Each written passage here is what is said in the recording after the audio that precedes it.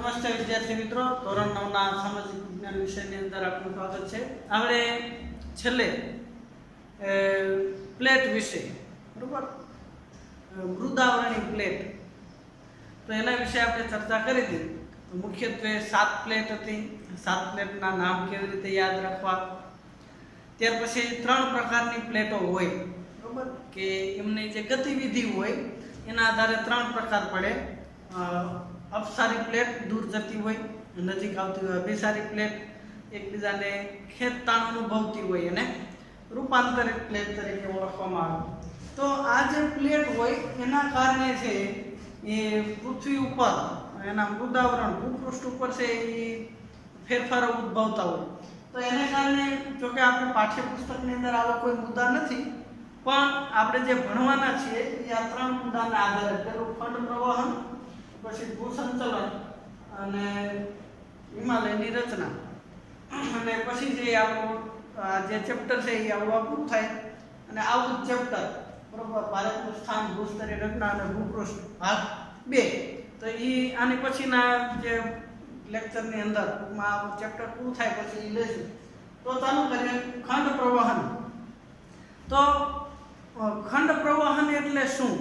તો આપણે છેલ્લે વાત કરી હતી કે પૃથ્વીના ગોળા ઉપર જે એના પેટાળની અંદર જે કિરણોત્સર્ગી પ્રક્રિયા છે એને કારણે મેગ્મા ઉદ્ભવે અને મેગ્મા છે એ બહાર નીકળવા માટે સતત પ્રયત્ન અને દબાણ કરે પૃથ્વીના મૃદાવરણ ઉપર પ્લેટ ઉપર। તો એ દબાણ કરે અને એનું જે પૃથ્વીનું ગુરુત્વાકર્ષણ બળ હોય એ પ્લેટને મૃદાવરણને પોતાની તરફ ખેંચી રાખે એટલે બે વચ્ચે સંતુલન બન્યું રહે। પણ ઘણી વખત છે એ અંદરનું દબાણ એટલું બધું વધી જાય એટલે ઉપરનું જે કડક પડ હોય જે મૃદાવરણનું પડ એ તૂટી જાય અને એ તૂટે એને કારણે જ્યાં છિદ્ર હોય તો અહીંયાથી જ્વાળામુખી પ્રસ્ફોટન થાય તો તે વધારે પડતા દબાણને કારણે ભૂકંપ અનુભવાય। તો મેં કીધું એમ ભૂસંચલન 2 પ્રકારના હોય બરોબર। ભૂસંચલન જોઈએ તો 2 પ્રકારના, एक मंद भूसंचलन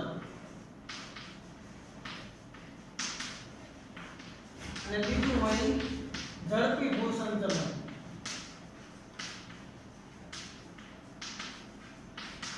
ઝડપી ભૂસંચલન એટલે ભૂકંપ કહી શકાય અને મંદ ભૂસંચલન એટલે ખંડ પ્રવાહન બરોબર।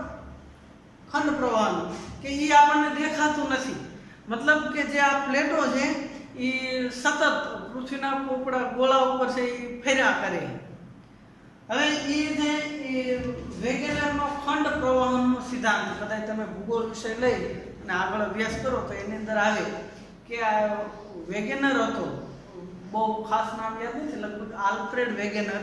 તો એ વેગેનરના ખંડ પ્રવાહનનો સિદ્ધાંત છે એને આપ્યો છે। એને જિગ્સો ફિટ પઝલ જે અલગ અલગ આકાર હોય એને આપણે ફિટ કરવાનો એવી ગેમ આવે તો એને ખંડ પ્રવાહનના સિદ્ધાંતને જિગ્સો ફિટ પઝલ વિશે છે એ જણાવ્યું કે આ જે ખંડ પ્રવાહન છે જિગ્સો ફિટ પઝલ જેવું કામકાજ છે। હવે એ આપણને કેવી રીતે એને ખંડ પ્રવાહનનો સિદ્ધાંત આપ્યો તો કે માનો કે પૃથ્વીનો ગોળો છે એની અંદર સામાન્ય આ જે પૃથ્વીનો જે ભારતના દુનિયાનો નકશો છે એની અંદર જે આ દક્ષિણ અમેરિકા છે એ દક્ષિણ અમેરિકા ને આફ્રિકાની નીચે અહીંયા ફિટ કરો તો જો બેનો આકાર સેમ ટૂંકમાં ફિટ થઈ જાય એવું હોય બરોબર।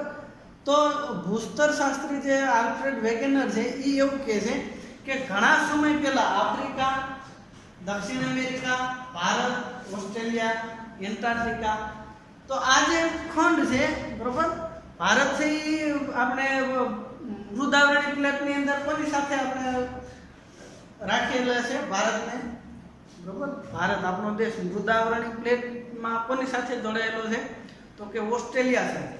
તો દક્ષિણ અમેરિકા, આફ્રિકા, ભારત, ઓસ્ટ્રેલિયા અને એન્ટાર્કટિકા તો એ છે એ ગોંડવાના લેન્ડ નામનો જે પૃથ્વીનો ગોળો હતો એની અંદર મુખ્ય 2 ખંડ હતા બરોબર। પેન્થાલ્સા અને પેન્જિયા 2 ભાગ હતા। એમાં ગોંડવાના લેન્ડનો મોટો એક ખંડ હતો અને એક આદિ મહાખંડની કલ્પના કરવામાં આવી।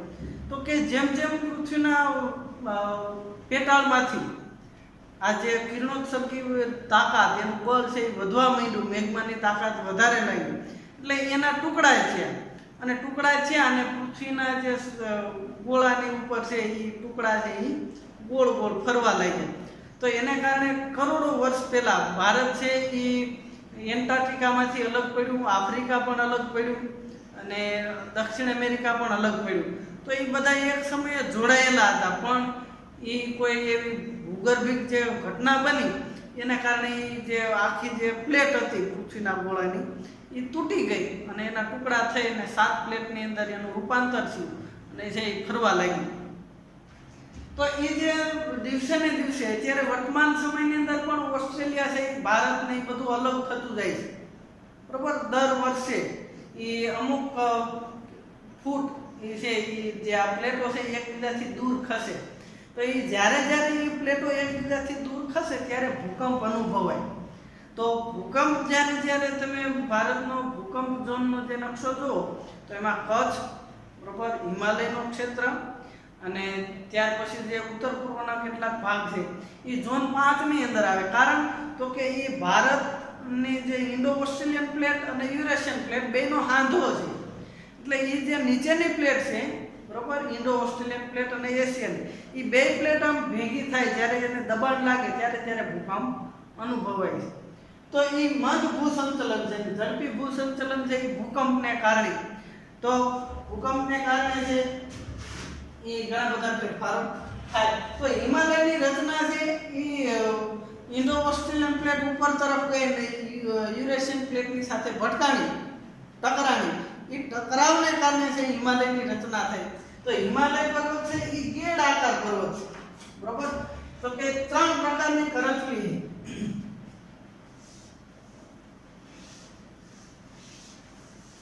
આવી રીતે છે એ હિમાલય પર્વત આવેલો છે. તો કે દાખલા તરીકે આ જે છે એ સ્થિર પ્લેટ હતી, આને આપણે યુરેશિયન પ્લેટ ગણીએ, બરોબર, અને આને ઇન્ડો ઓસ્ટ્રેલિયન.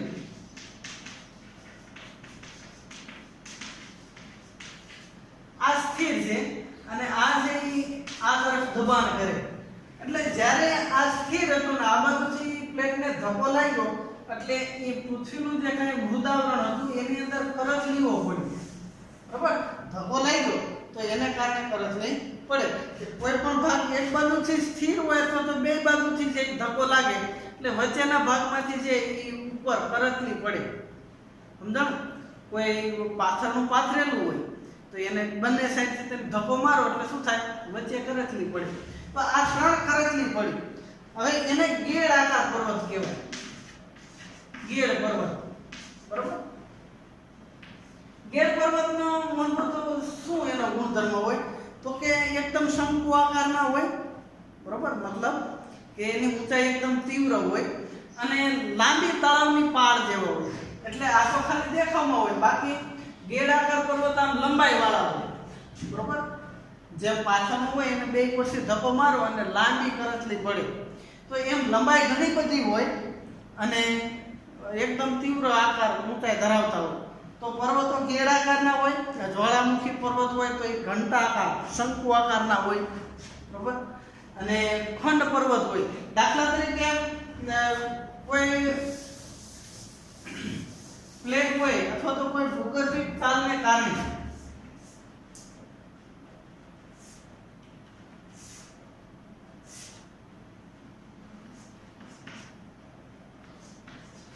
આ પ્રકારે એનું દબાણ હોય, બરોબર. અને વચ્ચેનો ભાગ છે એ ઉપર ઉઠી આવે,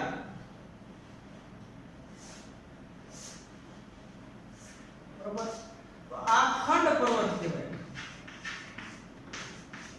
કે આ ભાગ છે એ કોઈ દબાણને કારણે ઉપર ઉઠી આવે અથવા તો આ બંને ભાગ છે કે અહીંયા જોઈન્ટ હોય અને આ દબાણને કારણે નીચે બેસી જાય, બરોબર. આ બે ભાગ નીચે બેસી જાય, આ ભાગ ઉપર રહી જાય તો એક ખંડ પર્વતની રચના થાય. અથવા તો બે તૂટે અને નીચેથી લાવાના દબાણને કારણે ઉપર ઉદ્ભવે તો પણ એક ખંડ પર્વત બને. તો આ સામાન્ય રીતે ભૂકંપને કારણે કે રૂપાંતરિત પ્લેટને કારણે પર્વતોની રચના થતી હોય. તો હિમાલયની રચના કેવી રીતે થઈ? તો કે કરોડો વર્ષ પહેલા ત્યાં હિમાલય જે અત્યારે વર્તમાન સમયની અંદર છે, તો એ જે જગ્યા છે અહીંયા ગંગા, બ્રહ્મપુત્રા અને સિંધુ આ જે મુખ્ય પ્રાચીન નદીઓ છે એ કાંપ ઠલવતી હતી. બરોબર, એ નદીઓનું મુખ્ય સ્થાન હતું. તો અહીંયા છે ટેથિસ સમુદ્ર હતો. કયો સમુદ્ર? ટેથિસ નામનો સાગર હતો. વર્તમાન સમયની અંદર હિમાલયના જે માઉન્ટ એવરેસ્ટ છે, બરોબર, માઉન્ટ એવરેસ્ટ ને ત્યાં સ્થાનિક લોકો કયા નામે ઓળખે? તો કે સાગર મથા અથવા સાગર માથા તરીકે ઓળખે. તો ટેથિસ સાગર હતો એ અહીંયાથી વિલુપ્ત થઈ ગયો, કારણ કે જે ધક્કો લાગ્યો, બરોબર, ઇન્ડો ઓસ્ટ્રેલિયન પ્લેટનો, એને કારણે એ સમુદ્ર વિલુપ્ત થઈ ગયો. અને એને ટકરાવને કારણે જે ગંગાના જે કંઈ કાપના મેદાન હતા એને જે મેદાન હતું એની અંદર કરચલીઓ પડી અને કરચલીને કારણે છે એ હિમાલય પર્વતની રચના થઈ છે. તો યુરેશિયન પ્લેટના ટકરાવથી ટેથિસ સમુદ્રની અંદર હિમાલય પર્વત શ્રેણીનું નિર્માણ થયું. એટલે હિમાલય પર્વત શ્રેણી ભારતનો નવામાં નવો પર્વત ગણી શકાય. નવી પર્વત શ્રેણી તો કે હિમાલય, અને જૂનામાં જૂની પર્વત શ્રેણી તો કે અરવલ્લી. બરોબર, આપણે છેલ્લે જોયું હતું અરવલ્લીની જે પર્વતમાળા છે એ જૂની છે, અવશિષ્ટ પર્વત. એને પવન છે એ ઘસી નાખ્યો. અવશિષ્ટ એટલે બાકી વધેલું, તો એ અવશિષ્ટ પર્વત તરીકે ઓળખવામાં આવે છે. ત્યાર પછી આગળ જોઈએ કે હિમાલય પર્વત શ્રેણીની દક્ષિણે એક વિશાળ ખીણ બની જતા, તો એમાં સમય જતા ઉત્તર દક્ષિણથી વહેતી નદીઓ છે, તો એ જે નદીઓ હતી એ હિમાલય પર્વતને કારણે એના દક્ષિણ ભાગની અંદર ખીણ બની કે એ પર્વત હતો.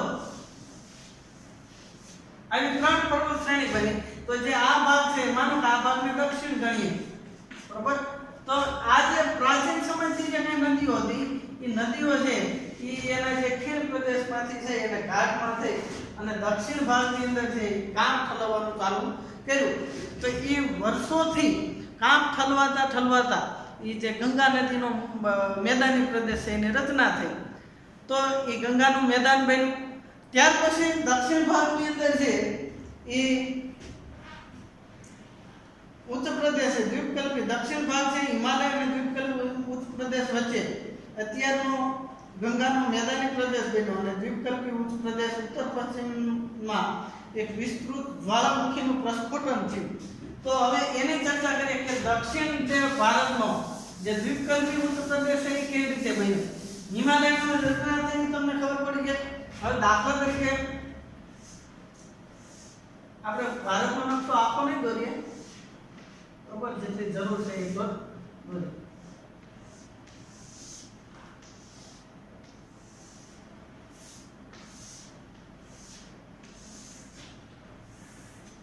બરોબર,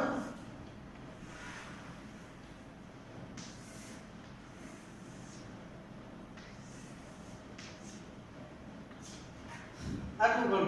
હવે આની અંદર શું થયું? દ્વીપકલ્પી ઉચ્ચ પ્રદેશ કેવી રીતે બન્યો? તો કે આ ભાગ છે, આ ભાગની અંદર જ્વાળામુખીનું પ્રસ્ફોટન થયું. આ જે ભાગની અંદર જ્વાળામુખીનું પ્રસ્ફોટન થયું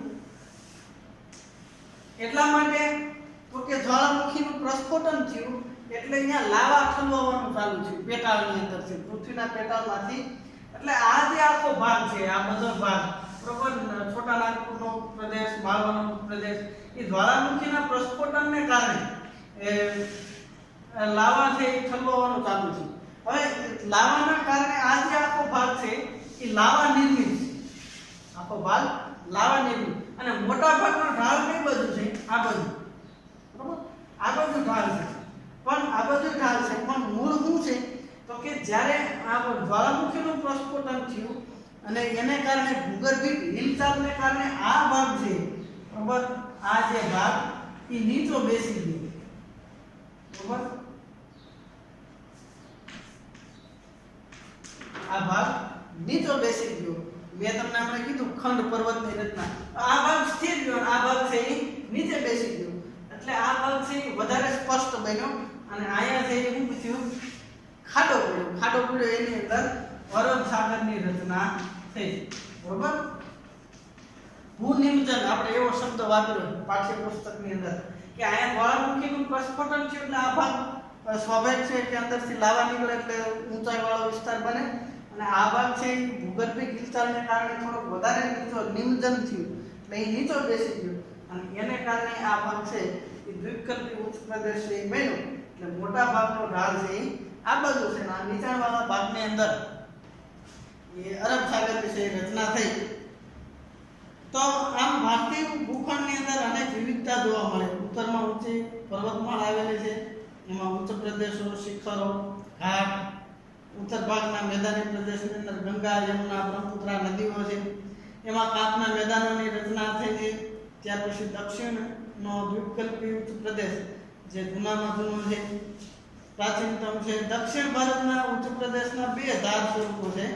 એક પૂર્વ છેડો જે ઉત્તરના તટીય મેદાનોની અંદર આવેલો છે, અને ભારતના વૈવિધ્યસભર છે ભૂપૃષ્ઠ ધરાવે છે. હવે આ બધા જે દ્વીપકલ્પી ઉચ્ચ પ્રદેશ છે એની અંદર કયા કયા શિખરો આવેલા છે, હિમાલયમાં કયા શિખરો આવેલા છે, એની નદીઓ કઈ કઈ છે, એ બધા વિશે છે એ ચર્ચા આપણે હવે આગળના પાઠની અંદર જે ભાગ 2 એની અંદર આપણે ચર્ચા કરીશું. હોમવર્કની અંદર છે એ તમારે હિમાલયથી ભારતને થતા લાભ, બરોબર, એ તમારે લખવાના છે. બરોબર, કે હિમાલયને કારણે આપણે લેક્ચરની અંદર બરોબર વરસાદ લાવે છે, ત્યાર પછી નદીઓનું ઉદ્ભવ સ્થાન છે, જંગલોનો ઉદ્ભવ થયો છે, આ બધી બાબતો હિમાલયથી ભારતને કયા કયા લાભ થાય એ લેસનની અંદર લખી અને વોટ્સઅપ કરવાનો છે. અસ્તુ.